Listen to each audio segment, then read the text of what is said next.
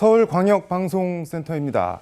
대한민국 뉴스피플을 만나 전국의 주요 현안을 들어보는 KBC 뉴스메이커. 오늘은 차기 집권여당 당대표를 뽑는 8.17 민주당 전당대회 태풍의 눈으로 떠오른 22대 국회 최다선 6선 송영길 의원과 정치권 현안 두루 짚어보겠습니다. 대표님 어서 오십시오. 네, 안녕하십니까. 인천 연수구갑 국회의원 보궐선거 날 직전에 저희랑 줌 인터뷰를 그렇죠. 하셨는데 이제 6선 현역 최다선 국회의원이 돼서 국회에 다시 입성을 하게 됐습니다. 우리 전남 광주 KBC 시청자 그리고 인천을 포함해서 전국의 호남 향후민들께 먼저 인사 말씀 한 말씀. 감사합니다. 우리 KBC 시청자 여러분, 특히 전남 광주 전 세계에 있는 우리 호남 향후 여러분 반갑습니다. 그리고 저를 이렇게 국회로 다시 보내주신 우리 인천 연수갑 주민 여러분께 존경과 감사를 보냅니다. 아시다시피 제가 4년 동안의 이 풍찬 노숙의 시간을 거쳐서 다시 국회로 돌아오게 되니까 이 국회의 중요성이 좀 실감이 나는 것 같습니다. 그래서 사람이 자기가 소중했던 것이 없어져 봐야 그 소중함의 의미를 더 절실히 느끼는 것처럼 제가 민주당을 또 지키기 위해서 제가 떠나게 됐고 또 국회도 떠나게 됐다 돌아오니까 이 국회와 민주당의 소중함을 느껴서 제가 오늘 빠찌를 국회 민주당 빠찌 두 개를 다 빠찌 두 개를 다 달고 네. 나왔습니다. 그래서 어느새 제가 6선 국회의원이 돼서 최다선 의원이 되다 보니까 책임감도 더 커지고 그래서 이재명 정부를 잘 뒷받침해서 성공시켜야 될 정치적 책임이 더 커진 것 같습니다. 보궐선거 승리 확신하셨을 텐데 이게 6선 승리도 확신하고 해서 당선이 돼도 큰 감흥은 없었는지 그래도 정치적 고향 인천에서 어쨌든 다시 생활을 하셔서 소회가 있었는지 후자 쪽이신가요? 네, 사실 저는 일관되게 계양구 주민들에게 감사를 드리면서 계양구로 이사를 했고 계양구 주민들에 대한 보답, 송영길 5선을 만들고 또 이재명 대통령을 2번 국회로 보내서 윤석열 정치 검찰 탄압으로부터 지켜주셨고 정권 교체를 이루어줬기 때문에 계양구를 떠나기는 참 어려웠습니다. 그러나 제가 당이 결정하면 승복하겠다고 일관되게 해왔기 때문에 당이 어디 하남이나 평택으로도 보낼 수 있었을 텐데. 평택 가라고 했으면 가셨을 건가요? 갈 수밖에 없죠. 저는 부산으로 보낸다고도 부산에 가서 한동훈하고도 싸우겠다 이렇게 제가 이야기한 바 있는데. 또 인천 연수구로 보내줘서 고맙게 생각했습니다. 어쨌든 제가 인천시장 때 활동했던 곳이라 훨씬 더 분위기가 부드러웠고 또 많은 분들이 저를 환영해 주어서 우리 연수구 주민께 감사의 말씀을 드립니다. 민주당 얘기부터 좀 해보겠습니다. 이재명 대통령이 8박 10일 유럽 순방 마치고 귀국을 하셨는데 이제 환영장에 정청래 대표가 나갔는데 언론들은 90도 폴더 인사라고 표현을 하던데 대통령은 수고하셨습니다. 짧게 그냥 한 말씀하고 지나가셨고 분위기가 근데 그렇게 썩 좋거나 그래 보이진 않았는데 대표님은 어떻게 보셨어요?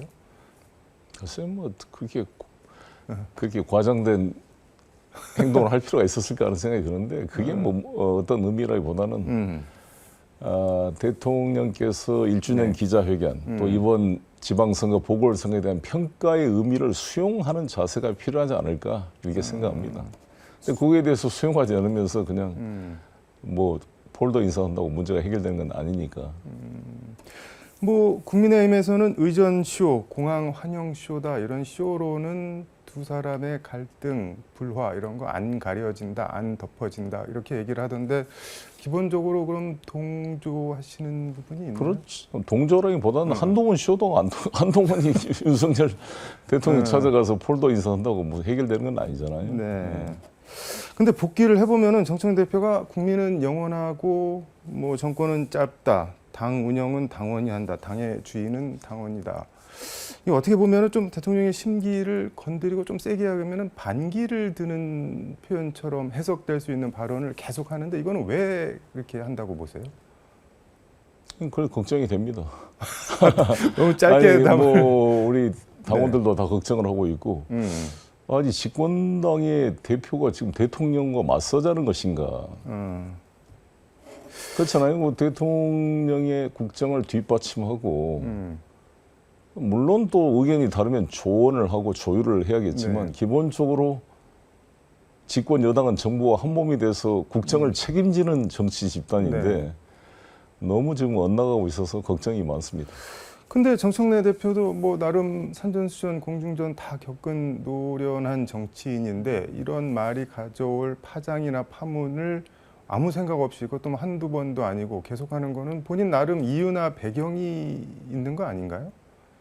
그렇죠. 자기 정치를 하겠다는 거죠. 자기 정치하겠다. 그 결론적으로 어떻게 될 것 같으세요? 당대표 이거는? 도전은? 글쎄 지금 정청래 당대표께서 쭉 말씀하시는 네. 그런 분위기를 보면 다시 출마할 것 같지 않습니까? 출마할 것 같다. 아니, 그러니까 예를 들어서 네.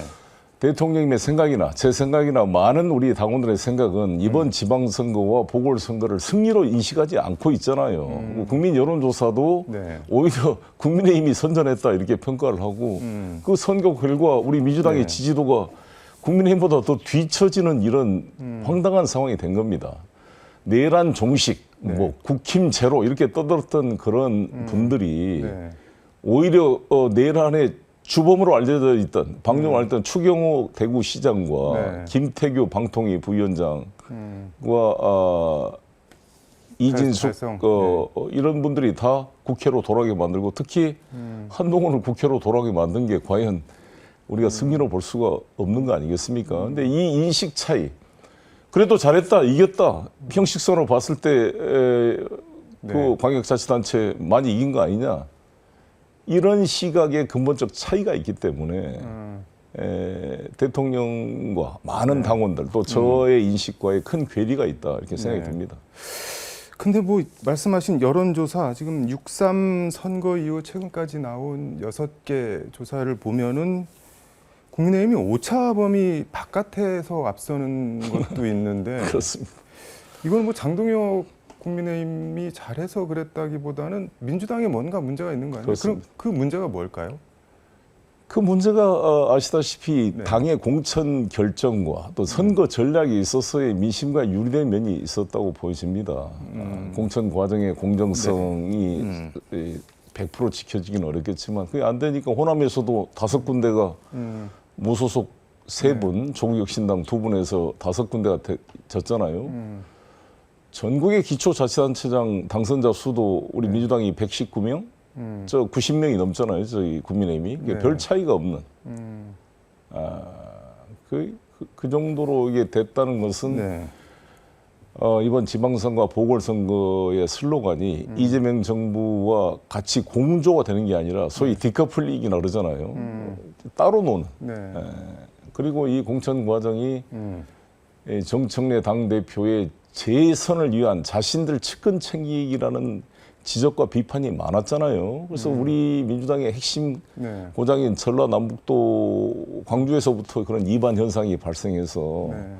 전라북도는 42%나 되는 무소속 지지가 나오게 된 거잖아요. 그러니까 지난번 대통령 선거 때도 네. 정청래 후보께서 호남 선대위를 맡겠다 그래서 그때 박찬대 원내대표는 다 아니 충청도 출신이 충청도를 맡든지 박찬대 의원은 전국을 다니며 돌아다니는데 호남에 어차피 우리 표가 나오고 호남 출신도 아닌데 호남을 맡겠다 그래서 호남을 내내 돌아다니면서 스킨십을 했어요. 이게 대통령 선거보다는 네. 당대표 선거를 염두에 둔 게 아니냐 이런 지적이 있었는데 똑같은 현상이 이번 지방선거 보궐선거 과정에서도 자기 측근 챙기는데 공천 과정이나 선거운동 진행 과정이 편파적으로 된 게 아니냐 이런 지적이 있었던 거죠. 그래서 제가 전라북도에 신경 쓸 게 아니라 네. 평택에 좀 집중해라. 대구나 이런 데 이런 얘기를 했던 거잖아요. 부산도 마찬가지고. 그럼 대선 때부터 정청래 대표는 그림을 그리고 있었다는 거네요? 그렇게 비춰지지 않습니까? 그러니까 이게 이제 우리가 모든 정치인이 자기 정치를 하는 거죠. 근데 그 자기 정치라는 게 지금 우리 시대가 요구하는 이재명 정부 성공과 같이 공조를 하면서 나가는 방향으로 가야지.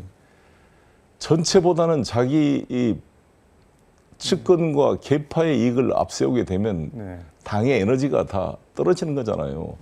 160명이 넘는 이런 훌륭한 국회의원들을 가지고 당대표가 너무 운동장을 좁게 쓴다. 측근들 몇 명만 데리고 정치를 한다. 이런 안타까운 평가가 많습니다. 운동장을 좁게 쓴다는 건 무슨 말인가요? 전체 국회의원들의 역량을 풀 가동시켜서 임무를 부여하고 우리 네. 국정과 민생을 챙기는 그런 집권당다운 네.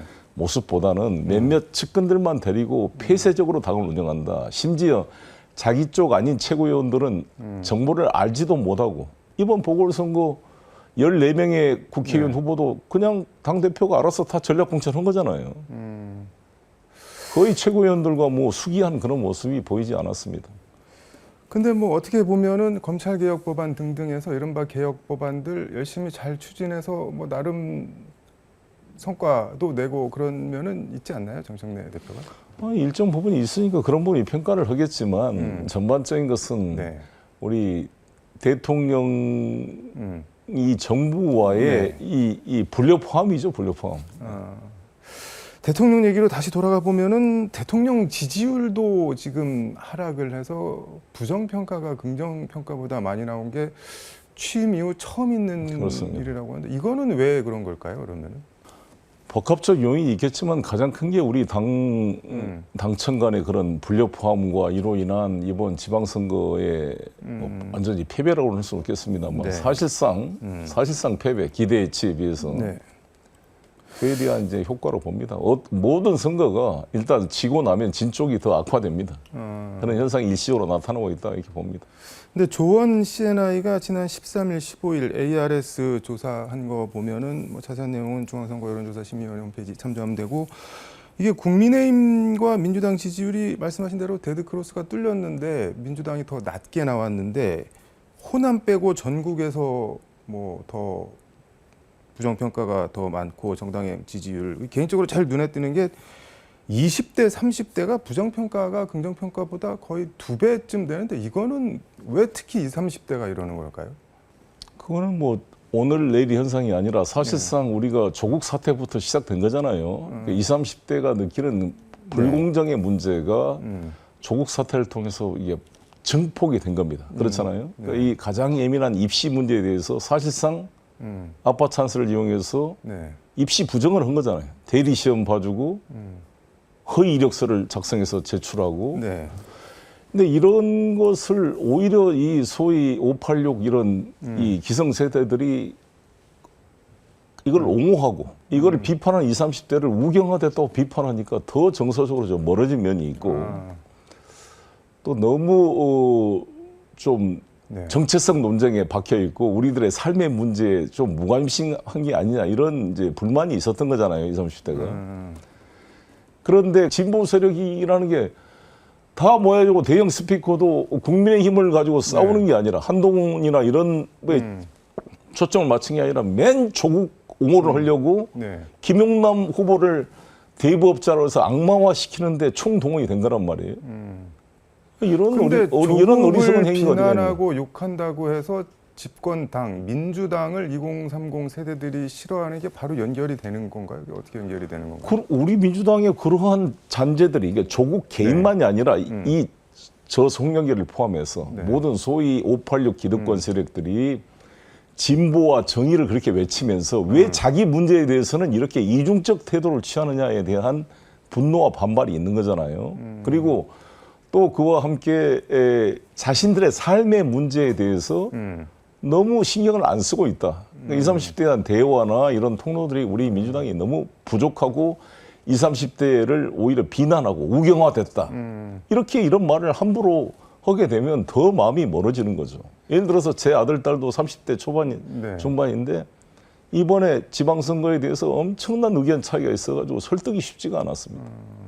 그러니까 2030들이 보기에 다 같은 꼰대 기득권이 됐다 그렇게 보는 거네요, 지금 전반적으로. 그렇죠. 그런 면이 있다고 봅니다. 이걸 어떻게 풀어야 되나요, 그러면? 그래서 제가 이번에 제안했던 게 네. 그 장보고 프로젝트라는 표현을 썼습니다. 장보고? 예. 해상황 장보고? 예, 그렇습니다. 한 우리 10,000명 정도의 우리 청년들을 선발을 해가지고 전 세계로 1년 동안 파견시키자. 케네디 대통령이 평화봉사단이라는 이름으로 이렇게 전 세계 네. 젊은이들을 이렇게 파견해서 글로벌 아메리카의 어떤 경험을 쌓게 했습니다. 미래 지도자들한테. 네. 그리고 이건희 회장께서 1990년도에 삼성의 지역 전문가를 양성하기 위해서 네. 다 이게 파견을 했습니다. 전 세계 지역 네. 전문가.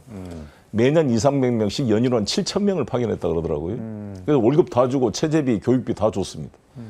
그래서 밑에 참모들이 물었대요. 아니 이거 다 돈 다 낭비 아닙니까? 만약에 삼성으로 안 돌아오면 어떻게 합니까? 그랬더니 다 우리나라 국민인데 창업을 하더라도 우리 국가에 남는 것이니까 아낌없이 투자하자.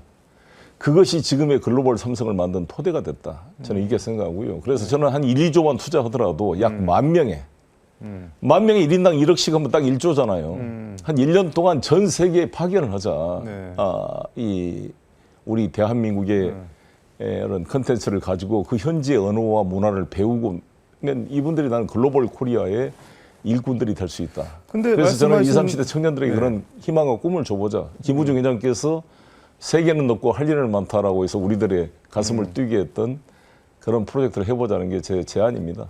그러니까 1만 명의 말씀하신 글로벌 코리안 특공대를 키우면은 그 친구들이 돌아오면은 각각의 씨앗이 돼서 뭐 여당이나 그렇죠. 창업도 하고 어디 가서도 뭘 하지 않겠어요. 예를 들어서 국내에서 계속 그 어떤 특별한 직업 없이 알바하다가 나중에 또 몇 달 하다 그만두고 나서 실업수당 받고 어디 가서 게임하고 이렇게 보내는 것보다 네. 어떤 비전을 가지고 세계를 상대로 뻗어나갈 기회를 주는 것이 저는 필요하다 이렇게 봅니다. 근데 지금 이 정치권 여당 여권 구도를 뉴 이재명 대 이른바 문조 털레유 이런 구도로 보는 사람들이 상당히 많은데 정청래 대표와 대통령과의 갈등이나 불화 같은 것도 그런 프레임으로 보는 시각이 많은데 그건 어떻게 보세요?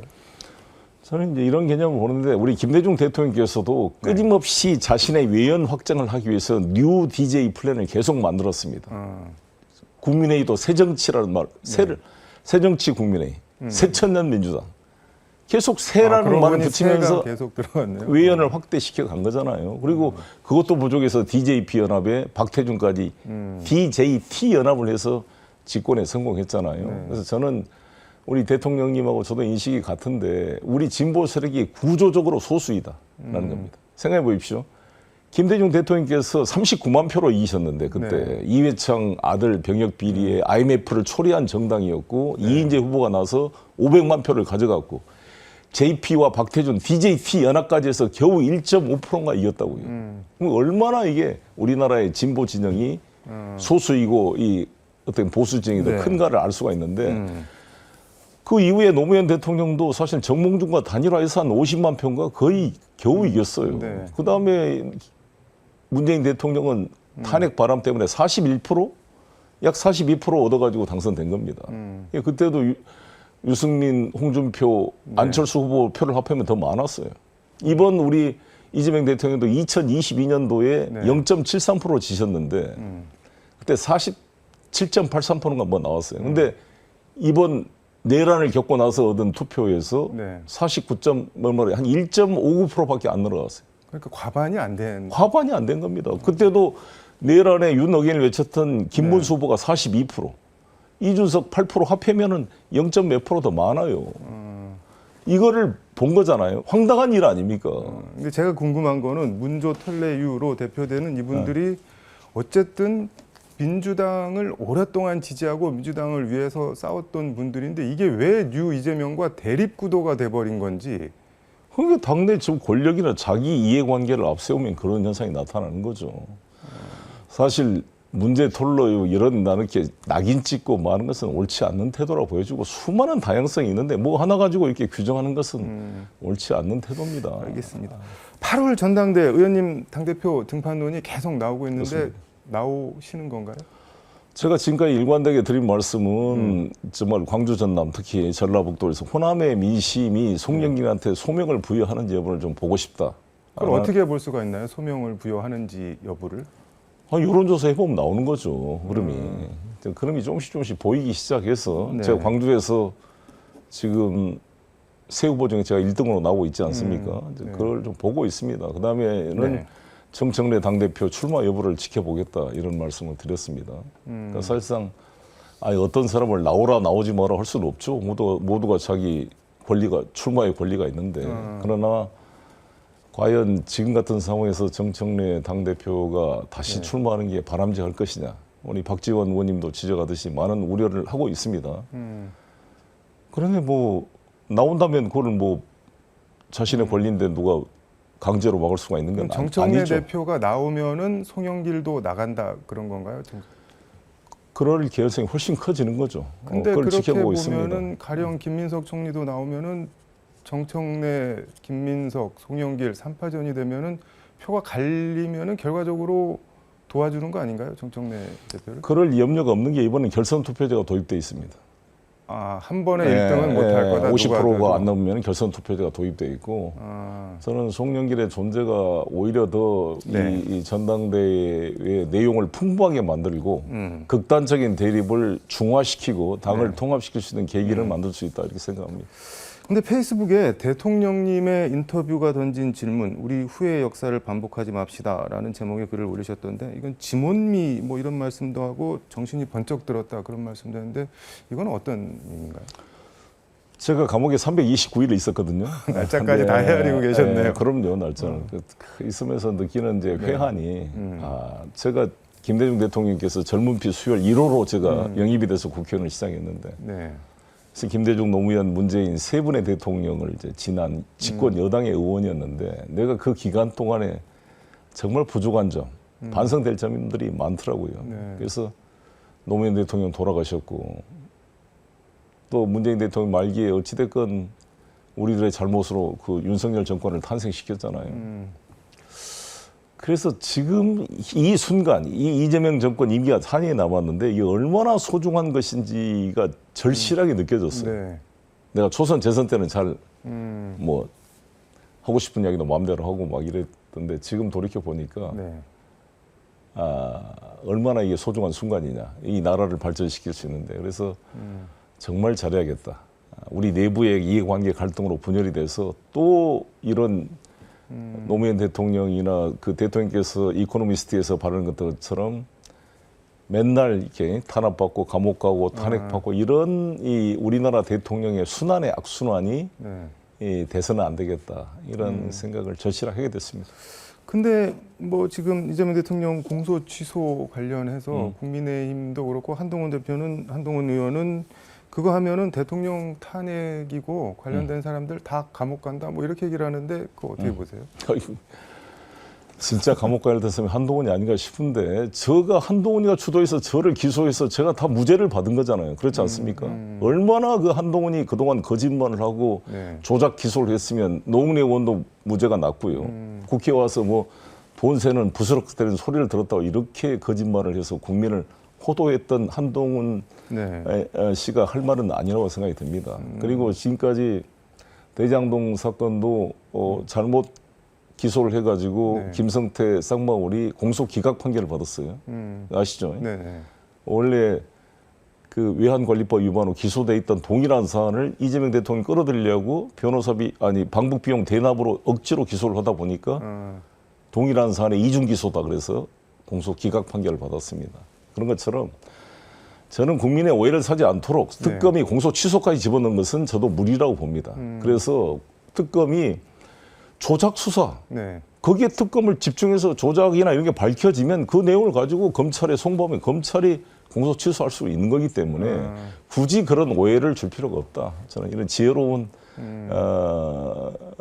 근데 절충이 필요하다 이렇게 지금 생각합니다. 공소유지 권한이 포함돼서 특검법이 발의가 돼 있는데 지금 말씀하신 대로 그거를 빼려면 수정안을 다시 아니죠. 이게 지금 현재 공소유지라는 것은 법안은 조작, 그렇게 돼 있는데 그렇죠. 조작 수사에 대한 공소유지인 것이지 그렇잖아요.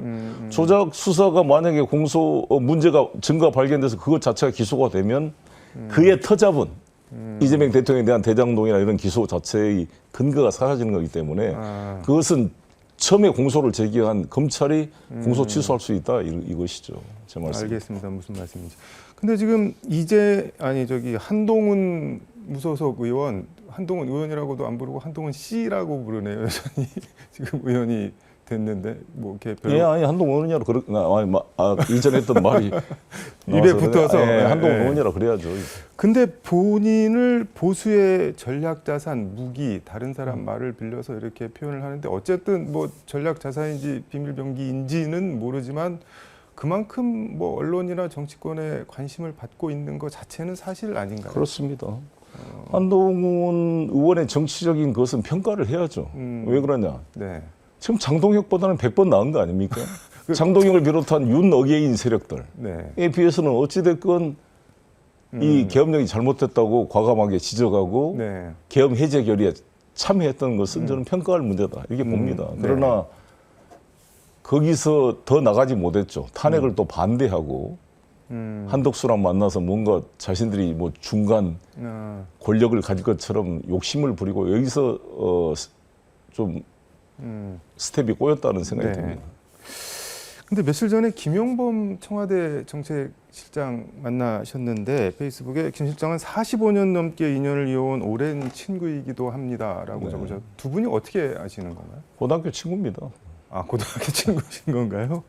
근데 이재명 정부의 성공을 위해 당정이 힘을 모아야 합니다. 이런 제목의 글을 남기셨던데 약간 언중유골 지금 상황에서 뼈가 좀 있는 말인 것 같습니다. 네, 당연히 그렇죠. 당연히 지금 그렇게 안 되고 있으니까 안타까움을 표시한 거죠.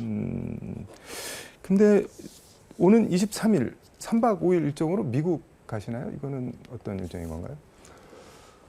네, 그 말씀 전에 김용범 실장과 상의한 것은 정말 우리 전남 광주의 미래 산업 성장 동력을 확실하게 만들고자 하는 의지를 이재명 대통령이 가지고 계시고 그래서 저는 아주 기쁘게 생각하고 우리 광주 전남에 노무현 대통령 때 한전이 옮겼고 문재인 대통령 때 한전 과기대가 만들어졌는데 이번에 이제 핵융합 발전 기초가 이제 나주로 가고 AI 분야도 가고 있는데 아무튼 추가 동력들이 확실하게 준비돼서 아마 추진될 것입니다. 이런 이야기를 나눈다고 말씀을 드리고 이번에 미국 가는 것은 그 KPEC이라고 우리 미국에 있는 우리 이 재미교포들의 단체인데 한반도 평화 포럼을 합니다.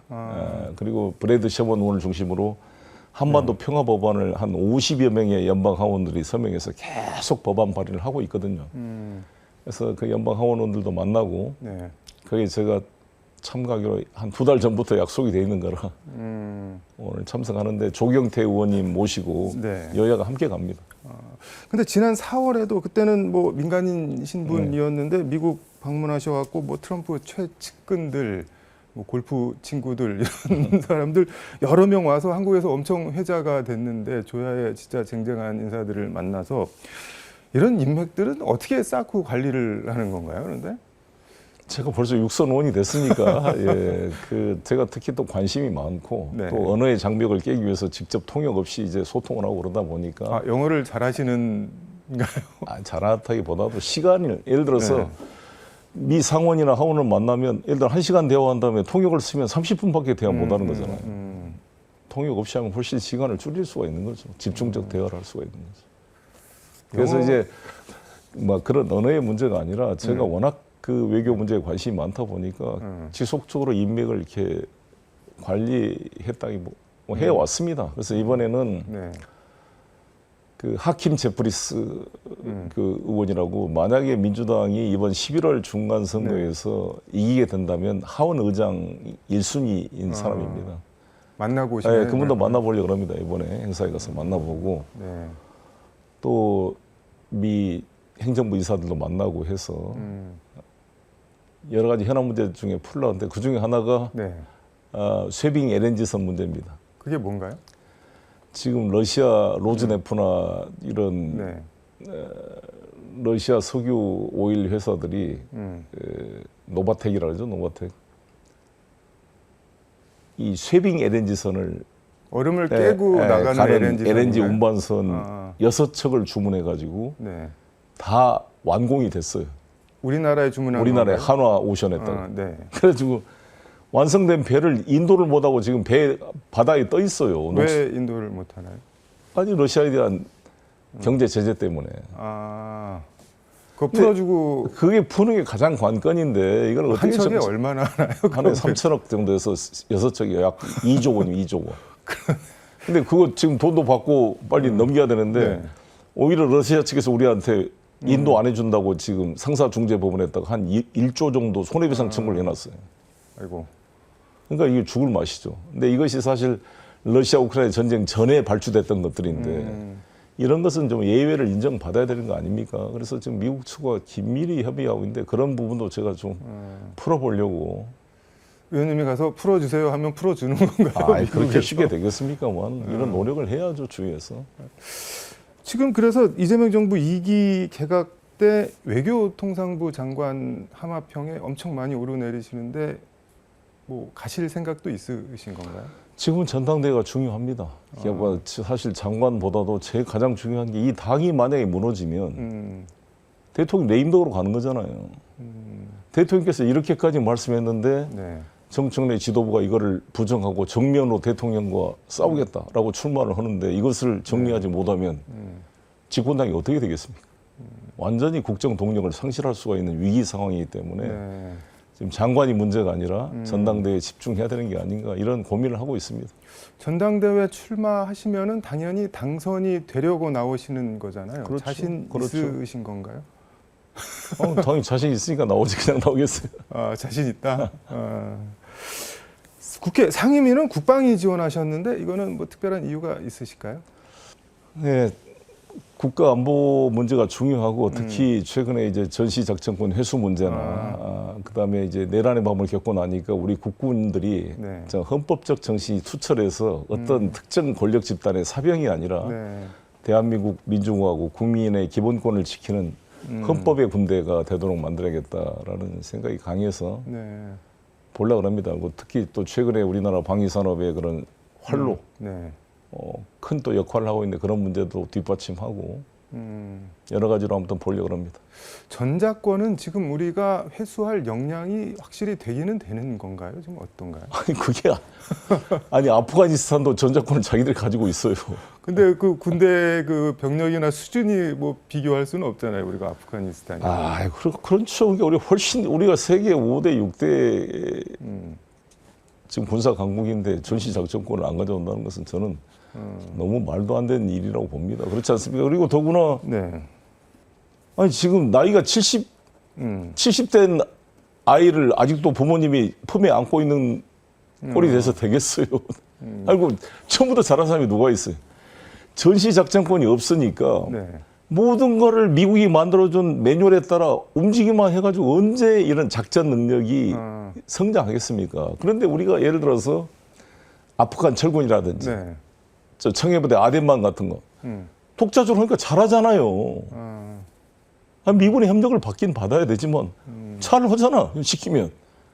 뭘 우리가 그 세계 최고의 군대 중에 하나인데 스스로 전시 작전권 하나 행사 못하는 군대가 됐어야 되겠습니까? 근데 뭐 국민의힘이나 성우의 일부 뭐 예비역 장성들 그리고 한동훈 의원도 그렇고 전자권을 환수해 오면은 한미연합사 해체되고 뭐 난리가 나는 것처럼 이렇게 얘기를. 아니, 그러니까 그런 사람들은 평생 그러면 나라에 자주성이 없는 것이고 예를 들어서 제가 이런 표현을 쓰는데 이순신 장군이 임진왜란 명나라 진린 제독한테 전시작전권을 다 넘기고 주도하지 않았으면 어떻게 이런 명랑해전과 노량해전에 성공이 있을 수가 있었겠습니까?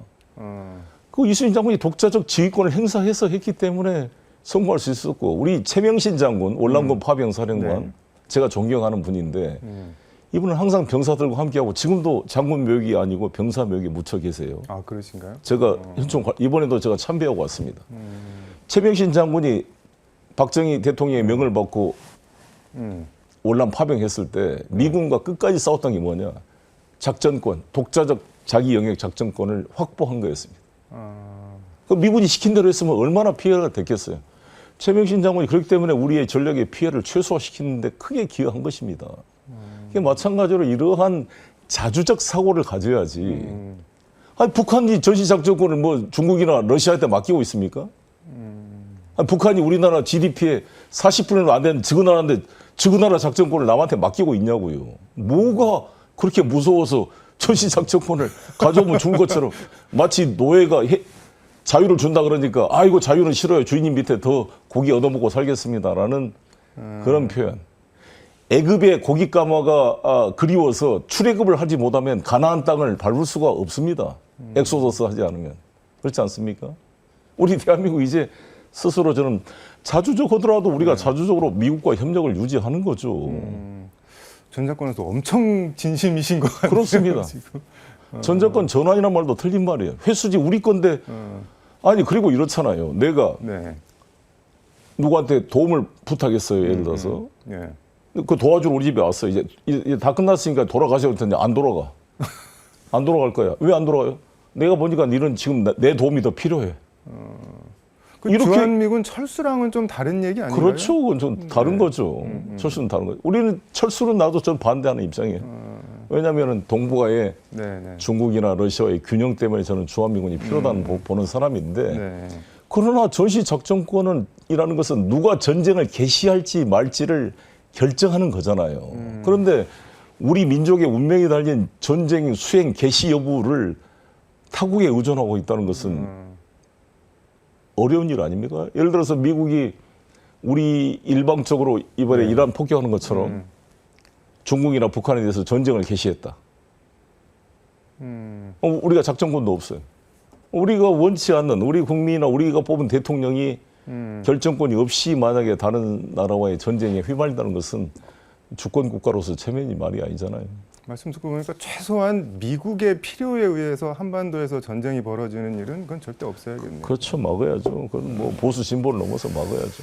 알겠습니다. 시간이 다 돼서 우리 KBC 호남 시청자 그리고 전국의 호남 향후민들께 당부나 강조하시고 싶은 말씀 있으면 마무리 말씀 듣도록 하겠습니다. 뭐 계속 자주 너무 많이 합니다만 양무 호남 시무 조선이라는 이순신 장군의 말처럼 지금 양무 호남 시무 민주 시무 국가라는 표현을 씁니다. 그처럼 우리 호남의 이런 이 진보적인 국민들의 깨어있는 의식이 대한민국 민주공화국을 지키는 중요한 버팀목 중에 하나고 또 이재명 정부를 탄생시키고 성공시키는 네. 버팀목이라고 생각이 듭니다.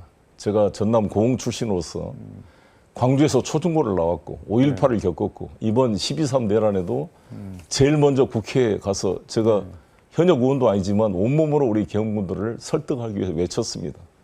그러한 자세로 이 호남의 의로운 기상을 대변해서 이 이재명 정부를 지켜내고 성공할 수 있도록 최선을 다해 보겠습니다.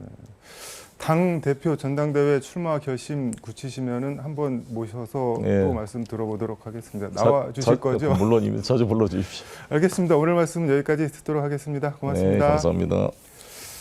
지금까지 서울광역방송센터에서 송영길 더불어민주당 의원과 함께 전해드렸습니다. 시청해 주셔서 감사합니다.